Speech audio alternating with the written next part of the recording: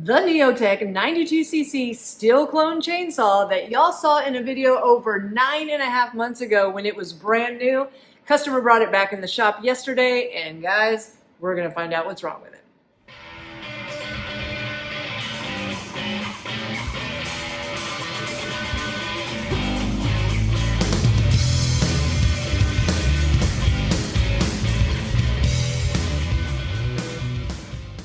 Yes, guys, it is the Neotec 92cc Stihl Clone Chainsaw with a 3-foot bar that y'all saw in a video of mine about 9.5 months ago when this thing was brand new and had issues, and I told you, do not buy it. But the customer that owns it has been using it for 9 months straight. He said it's been running great since I fixed it, and now it's got a problem again. Let me tell you what's going on. But before we get into today's video, if you're a fan of saving time, money, and frustration while fixing your own small engine equipment while watching in-depth tutorials, you've come to the right place because that's what I do. I upload a couple times a week, and if that sounds interesting, hit that like button, smash that subscribe, don't forget to hit the notification bell, and please leave a comment. I love to read through the comments, and I will reply to all the early commenters. Now, a lot of you were not following my channel when this one first came across my bench over 9 months ago, so I'm going to give you a little recap on what a crazy repair this thing was.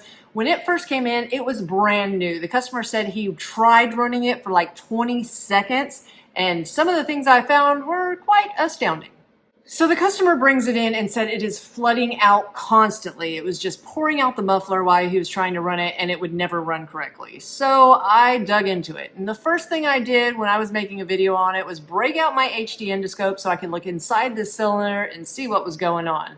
And to my surprise, even though the saw had only run for seconds from what the customer had said, I could already see a little bit of up and down scoring. And then I saw chunks of what I thought could be a carbon buildup, but there was no way because the saw had not run long enough to build up carbon, but there was chunks of black stuff all over the top of the piston. And when I figured out what that was, it was insane. But I'll show you that later. But still, the piston and cylinder looked beautiful on this thing. There's no reason that it should cause any kind of flooding. So my next thing to do is to break into this carburetor and see what's going on. And immediately I saw the issue. Check it out.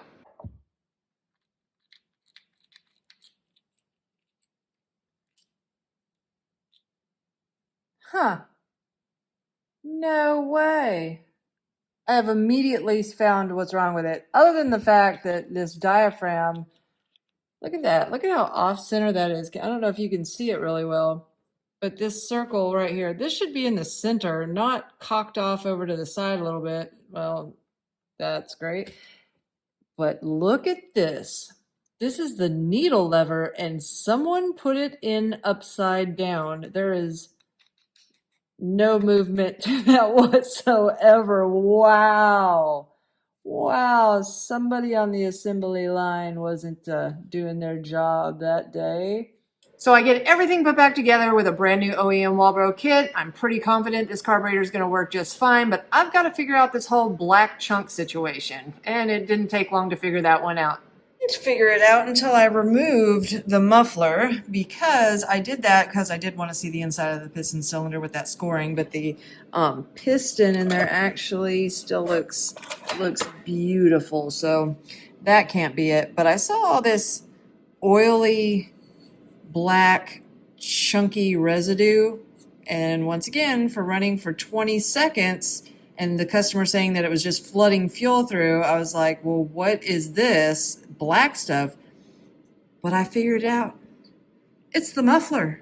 It's brand new paint that was being washed off from the gasoline, I guess, and the chunks that came off whenever the bolts were put in went back up into the cylinder.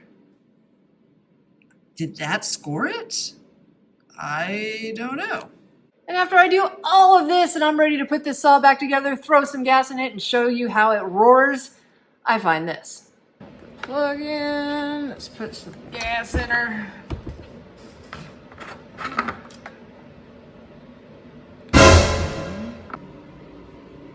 I went to go put gas in it, and there's a hole in the gas cap. What the? Are you serious? No way. That's the cheapest junk I've ever seen. It's got a hole straight through it. I can see you. So I was stuck. I had to finish that video and it was already like 20 minutes long, and I know a lot of you do not like long videos, so I couldn't show you how it ran, and that made a lot of people mad. So my next video, I made sure to show you how this thing runs, and I put it up against my Stihl MS440 and my Echo 590 Timberwolf, and this is what happened when I tried to run the Neotec. All right, let's try the Neotec NS892.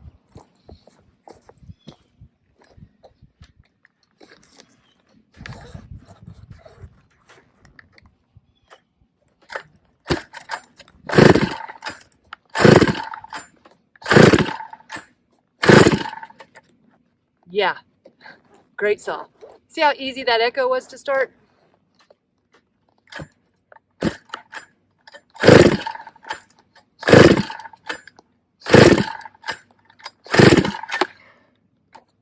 Huh.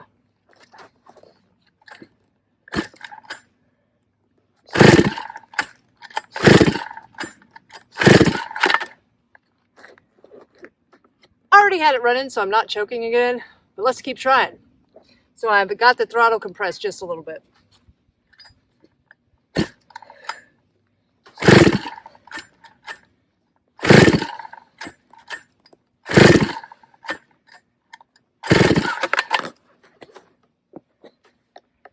Huh, well, all right, this thing gets a few more pulls and I'm about done.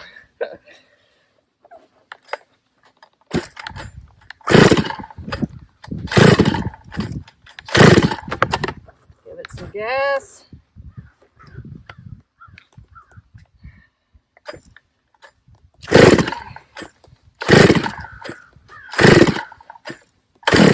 Oh, almost.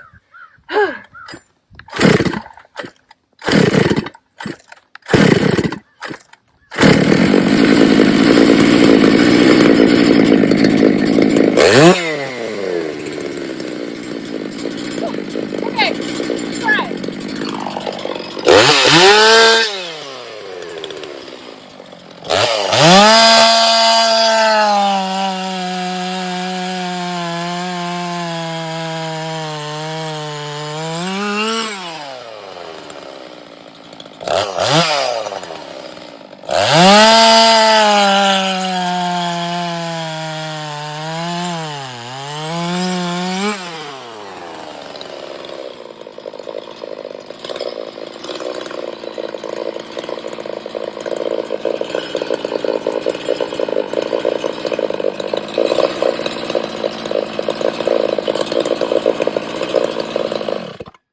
What the hell?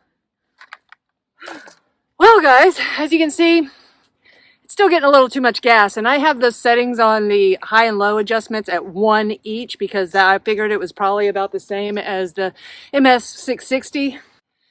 That thing was a beast to start, and you know, I start saws every single day in 3 pulls. This thing has issues. And then at the end, the kill button didn't work, and I noticed it didn't feel like it was going up all the way. Took the air filter cover off, pushed it up a smidge further, and it killed. I know a lot of you in the comment section said, you know, you have these saws and they're running great. I guess this might just be a lemon, but so far I'm calling it junk. So I had to admit, when it does actually start and run, it was a pretty big beast. I gave it back to the customer and he has been using it for 9.5 months and says he actually really likes the saw. It takes care of the job. He's been milling with it. He's cut down huge trees with it. And until this week, he has had 0 issues. But guess what? It is pouring gas through the muffler again. So let's see what's going on.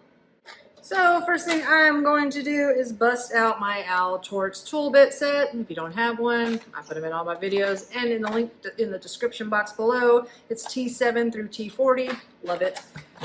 And we are going to take this muffler apart so we can look inside and see what the cylinder looks like and make sure that we're just not working on a burned up machine. So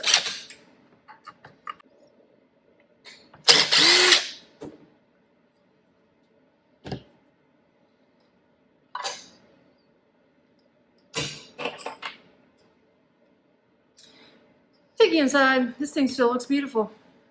Alright, backside intake side looks great. And the piston is Still looks super pretty, so that's good. So everything looks pretty dry right now, and it has been since yesterday, since he brought it in. I don't know how long it was that it sat for until he brought it to me, but since he said it was just flooding out the muffler like crazy. Usually when people say that, the muffler is still full of fuel, but I don't see any remnants of that. So next thing I'm going to do is check and make sure there's even gas still in it. Well, it just spewed on me a little bit, so that's a sign that there's something in it. Yep. He's even using a Stihl mix. That's good. So, smell test. Smells good. All right, so I popped the muffler back on. We know that the cylinder's not burned up. Piston looks good. There's no gasoline inside the muffler, which would make it not be able to start. There's good gas in the fuel tank. I know that the spark plug is not flooded out because the cylinder looked good. So what's next? I've got to try to start it, unfortunately. All right, guys. Wish me luck. Choke is all the way down. I'm not going to put the decompression trigger in just yet until I feel I got to, which it might be after the first pull. I don't know. We'll see.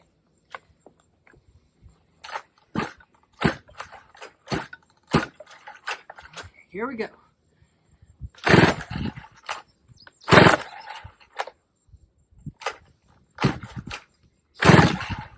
Come on. Oh, now it's getting tough.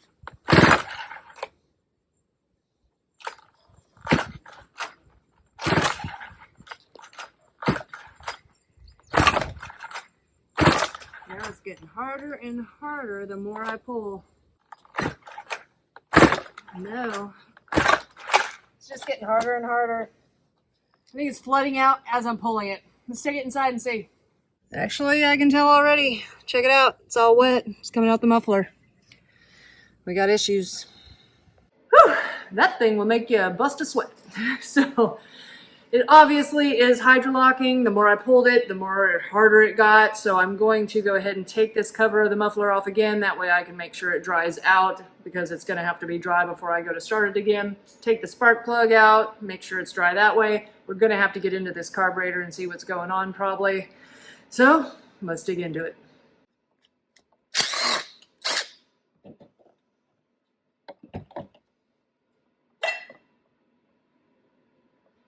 Oh yeah, it's wet. I gotta get this bar off because this thing is super hard to move around with a 3-foot bar hanging out the end. Hold the front door. Look what I just found. I removed the side cover to take the bar and chain off, and look at where the chain is. It is stuck in between the rim sprocket and the washer. That's not good. I wonder if that could attribute to it. I'm gonna find out. I do want to stop and show you though, in the last video, I was really worried about this air filter. It seemed sort of loose while it was mounted on here, but I'm pretty confident now it's kept all the debris out, so it passes. Let's go ahead and get this plug out of here so we can dry it out real quick.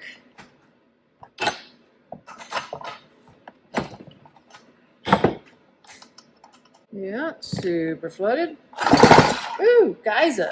Let's put something there to catch a little bit of that. It's not coming out the front as bad.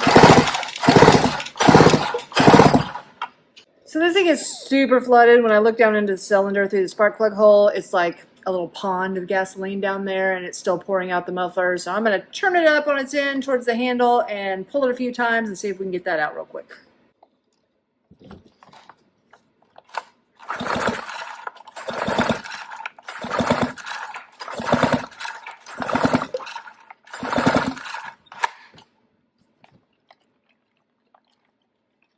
It is so flooded. I don't know. I don't know if the chain could really do this.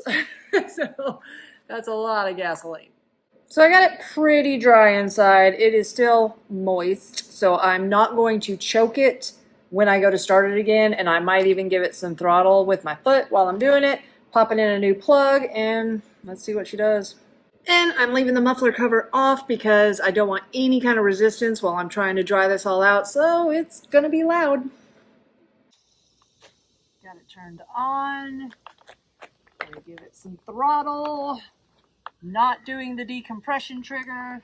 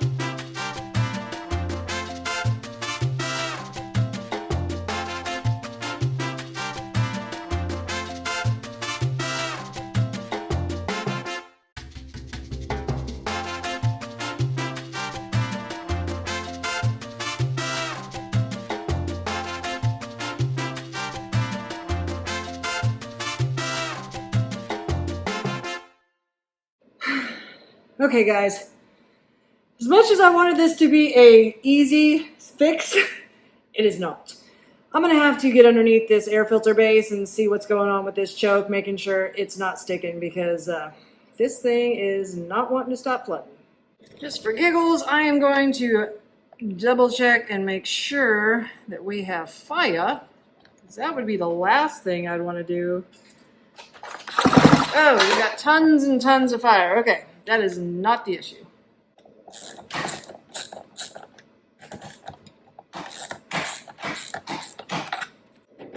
Oh, we're a little floody all up in here. But let's see what happens when we take the choke off. Oh, God, it feels like it's broke. What's going on?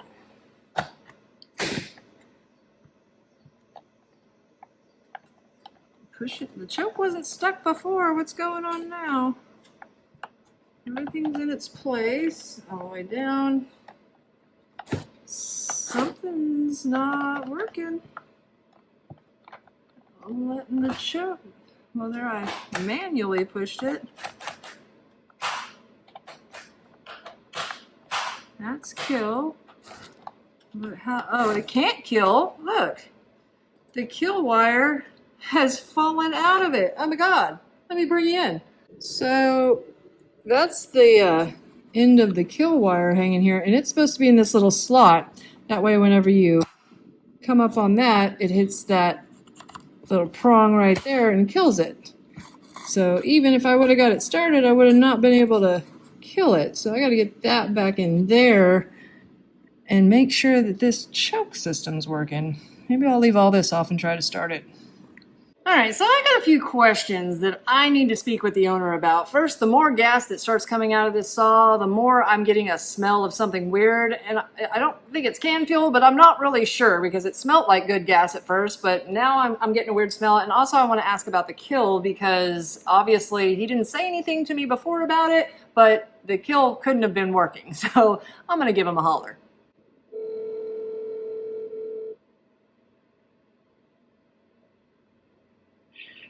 Hello. Hey Jerry, this is Bree from the lawnmower shop. I was working on your chainsaw and I had a question. Are you busy? No, go right ahead. Okay, I'm sorry to call so late. I'm just making the video on it and I just had a question for you. So whenever I opened it up, the kill wire was not attached. Had you been having to choke it to kill it, or how was it killing? Yeah, I was having to choke it to kill it, as a matter of fact. Okay, I just wanted to make sure that was something you were aware of. Also, this fuel mixture that you have inside of it, is that your mix? I don't remember if I asked you or not, or is it canned fuel, or what is it? No, and let me explain that. It's regular fuel mix that I make. Okay. And then I got told anyway, in light of the vapor locking, to put just a few drops of Marvin's mystery oil in it. So okay. If you're seeing something off, it might be what it is. Well, it had a weird smell to me, and I didn't know what that was. So, I might, yeah, definitely dump that and put something else in it to make sure. So, but whenever I took your bar off, the chain was lodged in between your rim sprocket and your washer. So I was hoping that's all it was, but so far I haven't been able to get it started because it's like so flooded. I mean, like underneath the piston, I think is flooded. So I got to dry it out, and I'm going to see if it'll start. Alrighty, that's what I needed to know. Sorry to bother you so late. No, you're fine. Thank you for calling. All right, talk to you later, Jerry. Bye. Bye. So I got more of the story. The kill was not working. So if you have to choke it to kill it every time, would that do something to the diaphragms in the carburetor? I don't know. We'll find out. So this thing was initially so flooded, like entire thing was flooded after I tried to start it that first time, that I don't know if it was the choke sticking, because it is sticking on me now. I'm not putting it back into the position without having to push up on the kill prong to let it go back off of choke. So I know that's an issue. I do have the kill attached now, but I went ahead and I took the fuel line off of the carburetor, put a little golf tee in it. That way I'm not getting any more gas into it as I try to dry it out, because whenever I go to pull on it, it has an impulse down here that is letting more gas come through. It's pumping the diaphragm in the carburetor, making it pump more gas. So I don't want any more gas to come through, so I'm going to continue to pull on it a little bit more and dry that cylinder out.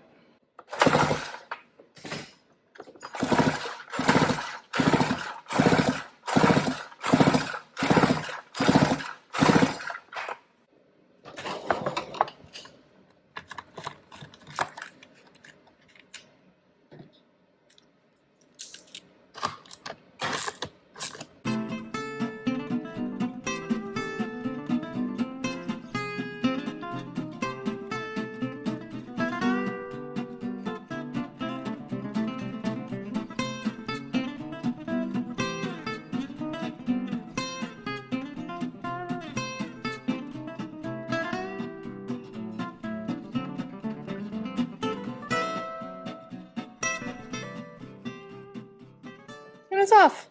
All right, let's see what in the world is going on here. This side looks beautiful. Still, okay. Screen looks beautiful. Let's open up the metering diaphragm side.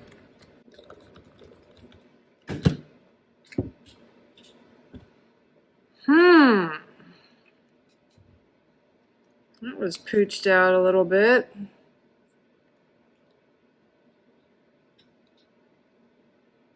And you know what? That's why. I wonder if from choking it so much, it made this pop out. See, this type of metering diaphragm has a little notch in the bottom of this metal bracket right here. And that little metal notch sits inside this U, and it was not in there when I just pulled that thing off. So if this is sitting on top of the needle the whole time, it's constantly pushing it down. So at some point, it either popped out of there or something. I mean, because you can tell this thing is pooched out this way, something serious. It probably is going to need another metering diaphragm. But I bet I don't have one at the moment. I am going to try to just put this back in there and see.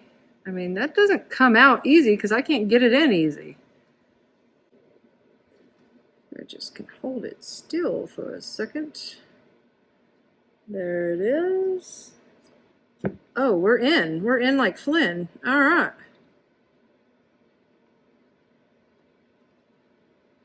Let's make sure it stayed in its place after pushing on it. Oh yeah, it's still tight. Oh, I bet that's what it was. That is so weird.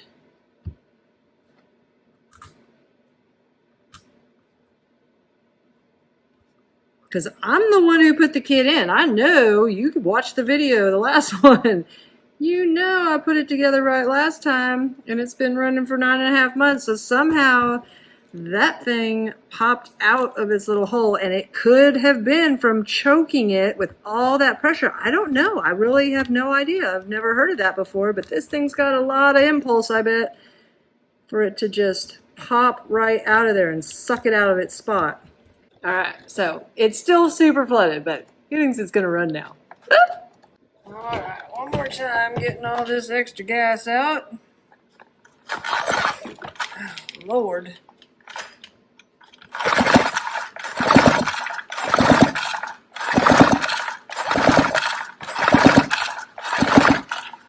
This way.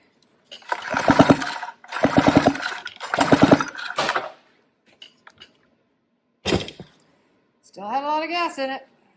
All right, it is almost dark, but I got to get this money shot.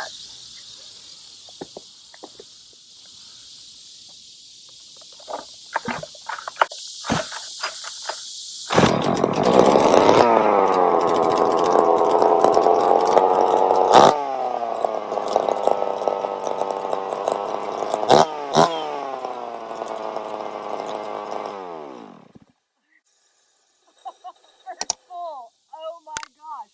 First pull. That is insane. I did have a clamp on it, on the throttle. Hold on, where did that thing go?